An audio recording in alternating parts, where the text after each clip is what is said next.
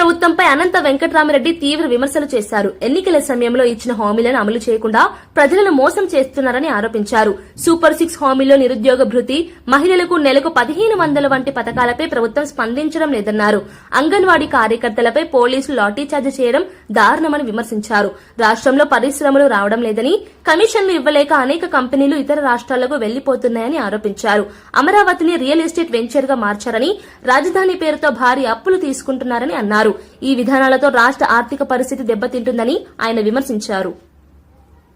ప్రభుత్వం కూడా చంద్రబాబు నాయుడు గారి నాయకత్వం, చంద్రబాబు నాయుడు గారికి పరిపాటి అయింది. ఎందుకంటే నాలుగో మారు ముఖ్యమంత్రిగా ప్రమాణ స్వీకారం చేసిన తర్వాత ఏ ఎన్నికల ముందు కూడా అనేకమైన హామీలు ఇవ్వడం, ఆ హామీలు అనేది కూడా విస్మరించడం అనేది కూడా పరిపాటిగా మారిపోయింది. సూపర్ 6 అమలు చేస్తానని చెప్పేసి అనేకమైన హామీలు కూడా ఇవ్వడం జరిగింది. ఇంతవరకు మొదటి సంవత్సరం అంటే 2024 జూన్లో ప్రమాణ స్వీకారం చేసిన తర్వాత ఈ ప్రభుత్వం మొదటి సంవత్సరం అంతా కూడా ఒక్క హామీని కూడా అమలుపరచలేదు.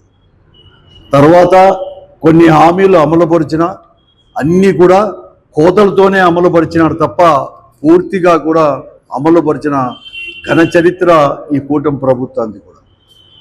దాంట్లో భాగంగానే ఉద్యోగస్తులకు కావచ్చు, లేకపోతే వ్యవసాయదారులకు, రైతులకు కానీ, విద్యార్థులకు, తర్వాత యువకులకు అందరికి కూడా అనేకమైన హామీలు ఇవ్వడం జరిగింది. ఇంతవరకు ఏది కానీ హామీలు అనేది కూడా అమలు పరచలేదు. ఏదైనా కానీ అడిగితే చాలు డైవర్షన్ పాలిటిక్స్, లేకపోతే వారిపైన కఠినమైన చర్యలు కూడా తీసుకోవడానికి కూడా ఎక్కడ కానీ వెనుకాడు లేకుండా ఉండే ప్రభుత్వం కూడా ఈరోజు కూడా. అంతెందుకు సోషల్ యాక్టివిటీస్ను కూడా, సామాజిక దాంట్లో మాధ్యమాల్లో కూడా ఏదైనా కానీ పెడితే, ఈ ప్రభుత్వం మీద పెడితే చాలు వారిపైన కేసులు పెట్టడం, కేసుల్లో ఇరికించడం, అరెస్టు చేయడం, ఒక భయభ్రాంతులు చేసే విధంగా కూడా పోతా ఉంది. కానీ ఆయన ఇచ్చిన హామీలు ఎక్కడ కానీ అమలు పరచలేదు. సూపర్ 6 హామీలలో కూడా ఇంతవరకు కూడా మహిళలకు వచ్చేసి 18 సంవత్సరాలు నిండిన ప్రతి మహిళకు కూడా 1500 ఇస్తామని చెప్పి హామీ ఇవ్వడం జరిగింది. నిరుద్యోగ భృతి ఇస్తామని చెప్పేసి కూడా హామీ ఇవ్వడం జరిగింది. 50 సంవత్సరాలు నిండిన ప్రతి మహిళలకు కూడా పెన్షన్ అనేది కూడా సమకూరుస్తామని కూడా చెప్పడం జరిగింది. ఏది కానీ అమలు పరచలేదు. ఉద్యోగస్తులకైనా కూడా అమలు పరుస్తున్నా అంటే ఒకే ఒక డిఐ ఇవ్వడం జరిగింది. ఎక్కడ కానీ ఇంతవరకు కానీ ఐఆర్ కానీ ఎక్కడ కానీ ఇంతవరకు ఇవ్వలేని పరిస్థితి కూడా ఈరోజు. ఒక పిఆర్సీ కూడా చేస్తామంటే కూడా ఇంతవరకు ఇవ్వలేని పరిస్థితి కూడా. అలాగే అంగన్వాడీ వర్కర్లకి, ఆశా వర్కర్లకు కూడా అనేకమైన హామీలు కూడా ఇవ్వడం జరిగింది.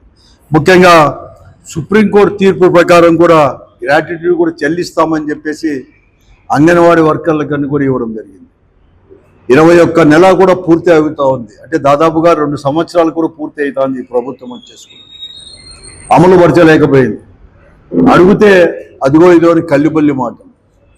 మొన్న విజయవాడలో సోమవారం వచ్చేసి వాళ్ళందరూ కూడా వారు చెప్పినట్లుగా ప్రభుత్వం ఏదైతే ఎన్నికల్లో హామీలు ఎలా ఇచ్చేశారో అలాగా పెంచమని చెప్పి అడిగితే, మేము అనేది కూడా సాయంకాలం అయిన తర్వాత మరుసటి రోజు వచ్చి చర్చలకు పిలుస్తాము, చర్చల్లో పాల్గొనండి అని చెప్పి చర్చలు లేకుండా తెల్లవారుజామనే ఇంకా వాళ్ళ కూడా కాలకృత్యాలు కూడా తీసుకోకుండా ముందే మహిళలు కూడా నైట్ డ్రెస్లో ఉన్నప్పుడు కూడా వాళ్ళందరినీ కూడా ఆ శిబిరాలపైన పడి వాళ్ళందరినీ వారిపైన దాడులు చేయడం, లాఠీ చార్జీలు అనేది లేకుండా, మహిళలు అనేది కూడా లేకోకుండా, మహిళా పోలీసులే కాదు